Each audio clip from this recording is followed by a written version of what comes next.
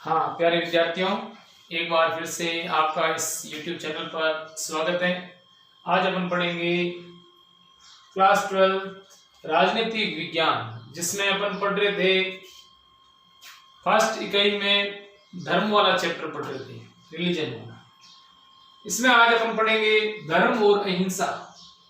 धर्म क्या है, अहिंसा क्या है, और धर्म और अहिंसा के बीच में क्या संबंध है, इसके बारे में पढ़ेंगे। धर्म क्या है, धर्म की अर्थ और परिभाषा अपन ने पढ़ी थी। प्राचीन विचारकों ने धर्म को किस रूप से परिभाषित किया, उनके बारे में पढ़ा था। तो धर्म क्या है, मनुष्य का एक कर्तव्य पालन है, ये प्रमुख बात सामने आई थी। अहिंसा क्या है, मन, वचन और कर्म से किसी भी प्राणी को किसी भी प्रकार का कष्ट नहीं पहुंचाना अहिंसा कहलाती है। तो आज अब हम धर्म और अहिंसा के बारे में पढ़ेंगे, इनके बीच में क्या संबंध है उनके बारे में पढ़ेंगे, और धर्म और अहिंसा के मूल तत्व क्या है, यानी दोनों का आधार तत्व है कौन कौन से, उनके बारे में पढ़ेंगे। तो देखो, धर्म और अहिंसा में अटूट संबंध है। अटूट संबंध का मतलब है कि दोनों को अलग नहीं किया जा सकता है। अहिंसा है तो धर्म है, जहां धर्म है वहां अहिंसा नहीं होती है। तो इन दोनों के बीच में घनिष्ठ संबंध है, दोनों को एक दूसरे से अलग नहीं किया जा सकता है। दोनों के आधार तत्व है, देखो धर्म और अहिंसा के दोनों के आधार तत्व क्या है, क्षमा, दया, करुणा, सत्य, कर्तव्य निष्ठा, ईमानदारी, ये दोनों में है। यानी अपन ने धर्म के जो लक्षण पढ़े थे, यानी मनु ने मनुस्मृति में धर्म के जो 10 लक्षण बताए थे, तो इसमें ये प्रमुख तत्व सामने है। ये धर्म में भी है और अहिंसा में भी है। ये जहां जहां है, क्षमा, दया, करुणा, सत्य, कर्तव्य, ईमानदारी का जहां पालन किया जा रहा है, इन तत्वों को, इन आदर्श मूल्यों को ध्यान में रखते हुए अगर आचरण किया जाता है, तो वहां धर्म का पालन हो रहा है और वहां हिंसा नहीं हो रही है। तो दोनों में अटूट संबंध है, दोनों को एक दूसरे से अलग नहीं किया जा सकता है। दोनों के जो मूल आधार तत्व है वो एक ही है, जो क्षमा, दया, करुणा, सत्य, कर्तव्य, निष्ठा और ईमानदारी है। अब देखो, ये जो दोनों के आधार तत्व है ना, ये इन सभी तत्वों को आज वर्तमान में सभी लोकतांत्रिक देशों ने, जिसमें जो सभी जो धर्म चल रहे हैं, उन सभी धर्मों में इन तत्वों को स्वीकार किया गया है। यानी दुनिया के जितने भी देश है, दुनिया में जितने भी जो धर्म हैं, उन सभी धर्मों में, उन सभी देशों में धर्म के जो मूल तत्व है, इन सबको अपने अपने धर्म में जगह दी गई है। और अगर जिस धर्म ने इन तत्वों को जगह अपने धर्म में नहीं दी है, तो वो धर्म है ही नहीं। तो देखो, इन तत्वों के अभाव में किसी भी धर्म का गठन संभव नहीं है। अगर ये तत्व अपने धर्म में नहीं है, किसी धर्म में नहीं है, तो धर्म का निर्माण नहीं किया जा सकता, गठन नहीं किया जा सकता। सनातन धर्म में इसे धर्म सर्वस्वम, यानी धर्म सब कुछ, धर्म का सब कुछ क्या है, ये नैतिक आदर्श तत्व है, यानी नैतिक नियम है, ये भी कहा गया है। तो ये तो हो गया धर्म और अहिंसा, धर्म और अहिंसा में संबंध, और धर्म और अहिंसा के आधारभूत तत्व।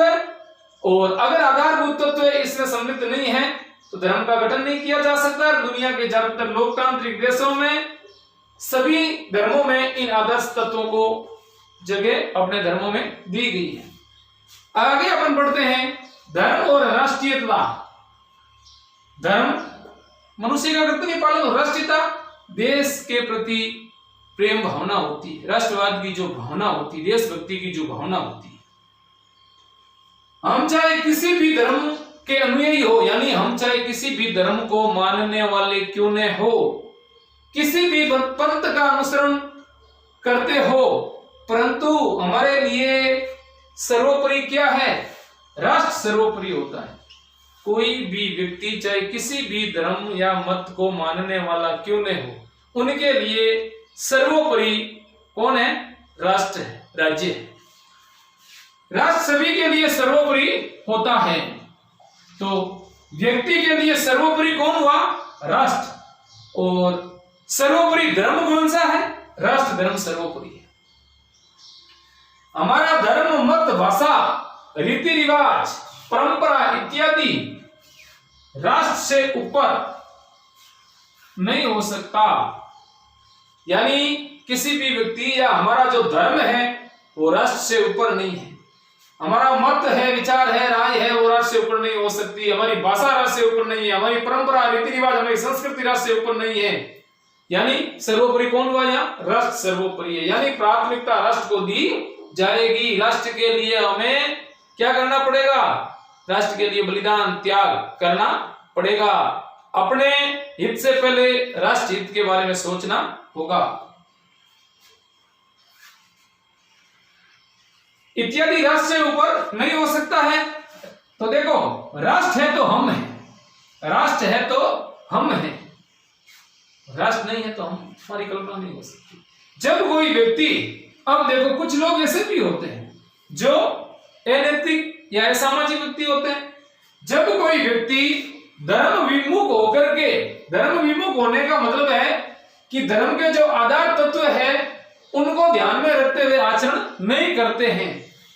धर्म विमुख होकर या धर्म की आड़ में, या तो धर्म विमुख होकर के कार्य करता है या धर्म की आड़ में अनैतिक कार्य करता, यानी अनुचित कार्य करता, उचित कार्य नहीं करता है, तो वह न केवल समाज के विकास के कार्यों में बाधा पैदा करेगा, बल्कि वह राष्ट्र के विकास के कार्यों को भी बाधित करेगा, प्रभावित करेगा।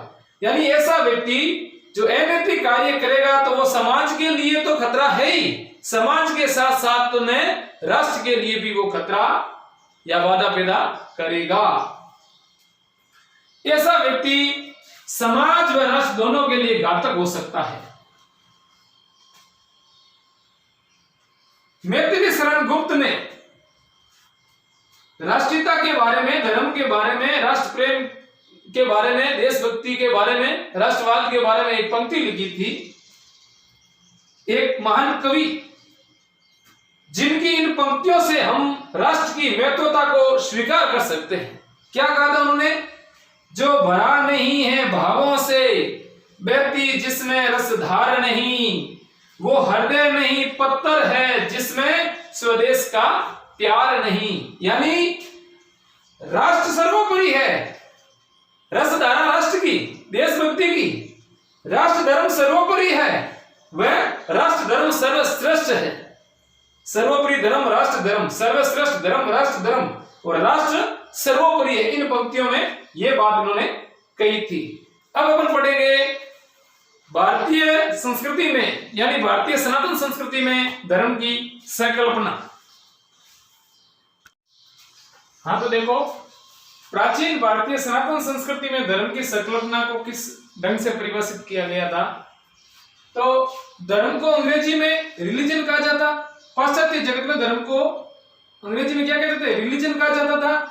और भारतीय विचारधारा के कई विद्वानों ने इस पाश्चात्य शब्द रिलीजन है ना, इनको धर्म के पर्याय के रूप में स्वीकार नहीं किया था। यानी स्वीकार करने से वो हिचकिचाते थे। क्यों हिचकिचाते थे?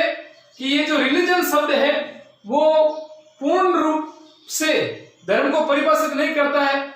इसका अर्थ हमने आस्था, विश्वास ये निकाला था, तो ये धर्म को पूरी तरीके से परिभाषित नहीं करता था। इसलिए इनको धर्म का पर्याय भारतीय विचारकों ने नहीं माना था। अब भारतीय विचारकों के अनुसार धर्म किस शब्द से बना है, जिनका अर्थ क्या होता है? तो देखो, धर्म रिलीजन से कहीं अधिक विस्तृत और नैतिक विचारधारा है। भारतीय विचारकों के अनुसार धर्म जो है वो रिलीजन से कहीं अधिक और विस्तृत एक नैतिक विचारधारा, यानी धर्म का संबंध नैतिकता से है। तो इसलिए इन्होंने धर्म को देखो किस ढंग से परिभाषित किया है। धर्म शब्द संस्कृत के धारणार्थ शब्द से बना है, जिसमें द्रय धातु है और इसका अर्थ होता है धारण करना। ये भी अपन पाठ शुरू हुआ उस समय पढ़ा था, जाना था। संस्कृत के धर्मशास्त्र में उल्लेखित है कि यतो अभ्युदय निःश्रेयस सिद्धि से धर्म है, यानी अर्थात जिससे सबकी उन्नति हो, सबका कल्याण हो, सबकी भलाई हो, वही धर्म है। यह धर्मशास्त्र में लिखी गई बात है। तो धर्म नैतिकता पर आधारित है, धर्म मनुष्य का कर्तव्य है। और धर्म के जो आधार तत्व है कौन कौन से? सत्य, अहिंसा, कर्तव्यनिष्ठता, ईमानदारी, ये सभी धर्म के आदर्श मूल तत्व दे। अब इसमें देखो, भारतीय संकल्पना में धर्म केवल लौकिक धर्म नहीं है, भारतीय संदर्भ में धर्म के विभिन्न अर्थ भी है। जैसे कौन कौन से अर्थ देखो, जिसके मुख्य अर्थ देखो, कर्तव्य यानी व्यक्ति का क्या है, कर्तव्य है। अहिंसा यानी व्यक्ति किसी भी प्राणी को किसी भी प्रकार का कष्ट नहीं पहुंचाए, मन से, वचन से और कर्म से। सत्य यानी कभी झूठ वगैरह नहीं बोले। न्याय यानी उचित को बढ़ावा देना, अनुचित को नकारना। सदाचरण यानी अच्छा आचरण, सद्गुण आदि अर्थ निकाले गए हैं। धर्म व्यक्ति को अपना कर्तव्य पालन करने की प्रेरणा भी देता है और इस प्रेरणा के साथ साथ व्यक्ति को जीवन जीने का क्या दिखाता है, रास्ता दिखाता है। तो प्राचीन सनातन संस्कृति में धर्म के बारे में ये बात कही गई थी कि धर्म व्यक्ति को अपना कर्तव्य पालन करने की प्रेरणा भी देता है और प्रेरणा के साथ में व्यक्ति को जीवन जीने का तरीका दिखाता है, यानी जीवन किस ढंग से जीना चाहिए ये भी बताता है। आगे देखो, और देखो प्राचीन सनातन धर्म में और क्या कहा गया था कि धर्म इंसानियत का भाव बनाए रखने में मदद करता है, यानी मानवता की बात, मानवता के जो भाव है उनको बताता है।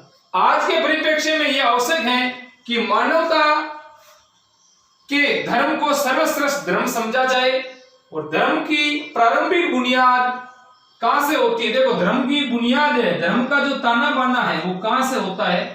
धर्म की प्रारंभिक बुनियाद परिवार में बच्चों को दिए जाने वाले संस्कारों से होती है, यानी बच्चा परिवार में जैसा संस्कार सीखेगा वैसा आचरण करेगा।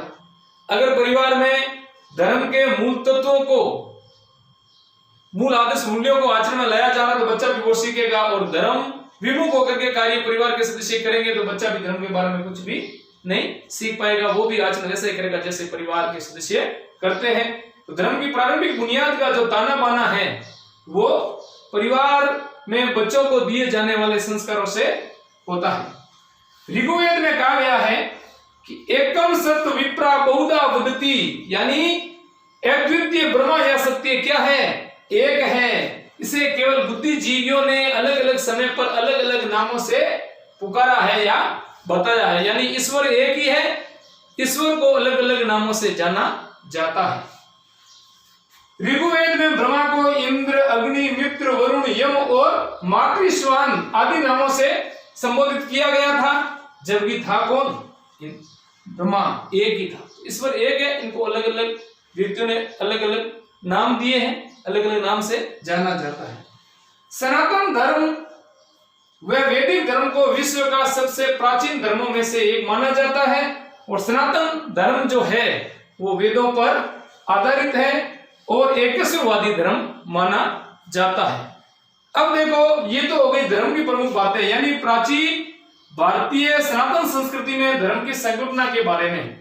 अब देखो, प्राचीन भारतीय सनातन संस्कृति में अहिंसा के बारे में भी क्या कहा गया था, उसके बारे में अपन पढ़ते हैं।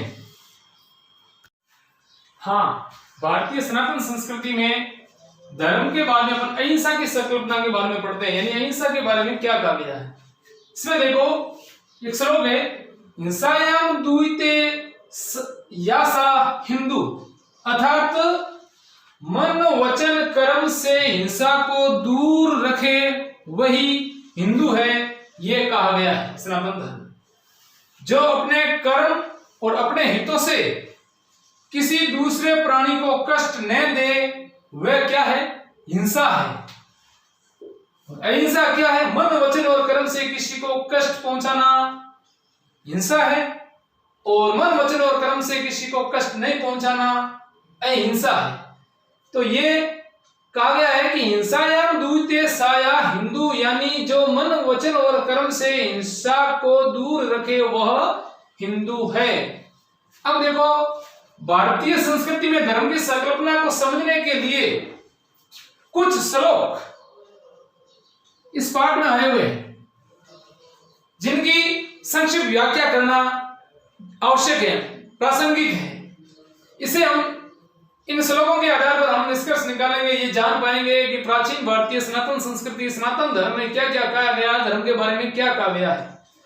ये यथा माम प्रपदेन्ते तास्थेय भजाम्यहम् हम मम वर्तमानु वर्तन्ते मनुष्या पार्थ सर्वशः।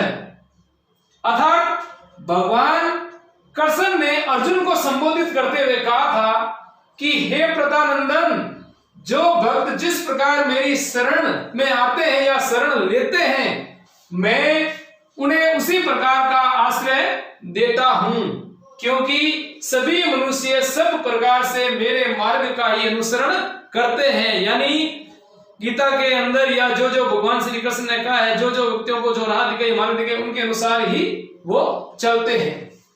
तो उन्होंने कहा कि जो भक्त जिस प्रकार मेरी शरण लेते हैं, मैं उन्हें उसी प्रकार का आश्रय देता हूं, क्योंकि सभी मनुष्य मेरे द्वारा बताए गए मार्ग के अनुसार ही चलते हैं, उसी मत पथ पे चलते हैं।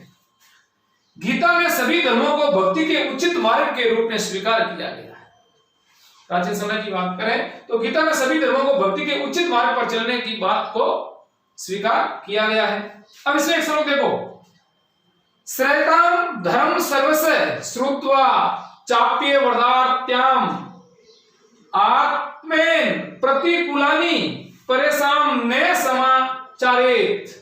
अर्थात इसका भावार्थ देखो, सभी धर्मों के बारे में हम पहले क्या करें, सुने, उनको समझे और सुनकर के उनके मूल तत्वों पर विचार करें। मूल तत्व का मतलब है धर्म के अंदर जो मूल आदर्श बातें क्या क्या है, जैसे सत्य, न्याय, अहिंसा, ये जो मूल तत्व है ना, उनके बारे में क्या करें, विचार करें। सभी धर्मों के मूल में यही तथ्य है, यानी ये प्रमुख तथ्य है, वो समान रूप से देखने को मिलते हैं।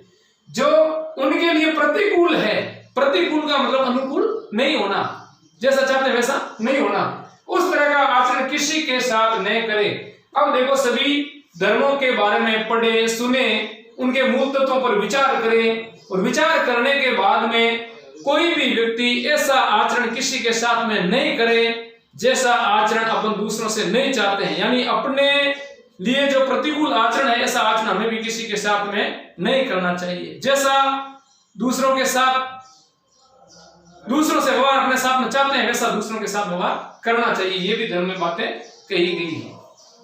आगे देखो, इस प्रकार भारतीय संस्कृति में मानव मात्र के कल्याण की बात, यानी कल्याण की भावना, उसकी अनूठी एक विशेषता है। यानी मानव मात्र के कल्याण की बात कही गई है, ये इनकी एक अनूठी विशेषता है।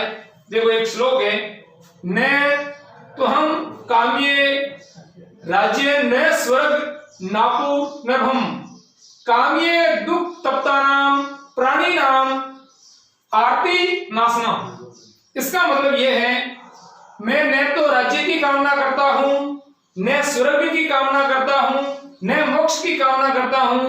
बस मेरी एक ही कामना है, या बस मैं एक ही कामना करता हूं कि मैं दुखी प्राणियों के कष्टों को दूर कर सकूं। तो ये तो प्रमुख बातें थी भारतीय सनातन संस्कृति में धर्म अहिंसा के बारे में। अब अपन नेक्स्ट वीडियो में पढ़ेंगे ईसाई धर्म की संकल्पना के बारे में। धन्यवाद।